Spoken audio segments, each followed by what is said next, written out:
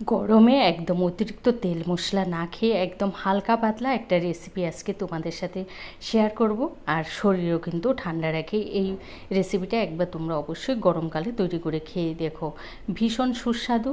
এমনকি তোমার মশলাও নামমাত্র লাগে আর অল্প তেলেই কিন্তু তৈরি হয়ে যায়।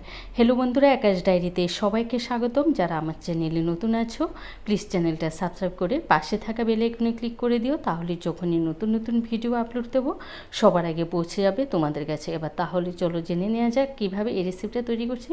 ছোট্ট একটা ভিডিও, শুরু থেকে শেষ পর্যন্ত তোমরা আমার সাথেই থেকো।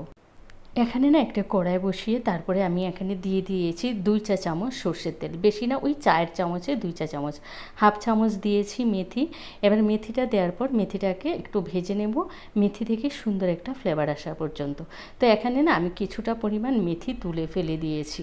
এবার তার মধ্যে দিয়ে দিয়েছি পরিমাণ মতো নুন, আর দিয়ে দিয়েছি কেটে রাখা আলুগুলোকে না আমি প্রথমে নুনের সাথে একটু ভেজে নেব, কারণ আলুটা সেদ্ধ হতে একটু সময় লাগবে, তাই আলুটাকে আমি আগে ভেজে নিয়েছি। তো দেখো, আলু আমি নুনের সাথে 2 থেকে 3 মিনিটের মতো ভেজে নিয়েছি। এবার দিয়ে দিচ্ছি শসাগুলোর মাঝখানের বীজটা একটু ফেলে দিয়েছি।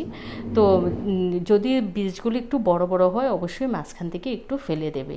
এবার ওর মধ্যে মশলা, ওই যে বললাম নামমাত্র, মশলার মধ্যে শুধু দিয়েছি একটু ধনের গুঁড়া, আর দিয়েছি কাশ্মীরি লঙ্কার গুঁড়া, আর দিয়েছি তোমার হলুদের গুঁড়া। এবার এগুলোকে মশলার সাথে ভালো করে কষিয়ে নেব। ও ধরো 2 থেকে 3 মিনিটের মতো মশলার সাথে ভালো করে কষিয়ে নেব। এগুলো কিন্তু খুব একটা বেশি ভাজতে হবে না। তো দেখো, শসা যেহেতু কষাতে কষাতে একটু জল ছেড়ে এসেছে। এবার দিয়েছি ভেজে রাখা চিংড়ি মাছটাকে না আমি আগে অফ ক্যামেরায় নুন হলুদ দিয়ে ভেজে রেখে দিয়েছিলাম। চিংড়ি মাছটা দিয়ে আরও 2 থেকে 3 মিনিটের মতো ভেজে এবার দিয়ে দিচ্ছি গরম জল দিয়েছি তোমার ওই চায়ের কাপে 1 কাপ, কারণ এই রেসিপিটা না একটু পাতলা ঝোল হলে খেতে ভালো লাগে। ঝোলটা দিয়ে আমি 2 থেকে 3 মিনিটের মতো ফুটিয়ে নিয়েছি, কারণ শসা খুব তাড়াতাড়ি সেদ্ধ হয়ে যায়, আর একদম যদি গলে যায় শসাগুলো খেতে কিন্তু ভালো লাগবে না। তো দেখো, শসা আলু সব কিছুই কিন্তু পারফেক্টভাবে সেদ্ধ হয়ে গেছে। এবার ভালো করে আবারও মিশিয়ে নিয়ে নুন ঝাল সব ঠিক আছে দিয়ে তারপরে গ্যাস অফ করে আমি 2 মিনিটের মতো ঢাকা চাপা দিয়ে রেখে দিয়েছি। একদম সহজ পদ্ধতিতে খুব তাড়াতাড়ি তৈরি হয়ে যায়। এই পদ্ধতিতে তোমরা একবার তৈরি করে অন্তত খেয়ে দেখো, ভীষণ দুর্দান্ত লাগে খেতে, আর অসম্ভব মজার একটা রেসিপি।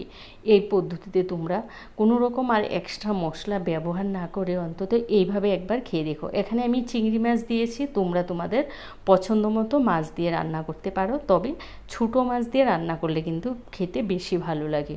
ভিডিওটা ভালো লাগলে লাইক কমেন্ট শেয়ার করতে ভুলো না, আর চ্যানেলটা সাবস্ক্রাইব করে পাশে থেকো। তোমরা ভালো থেকো, সুস্থ থেকো, টাটা।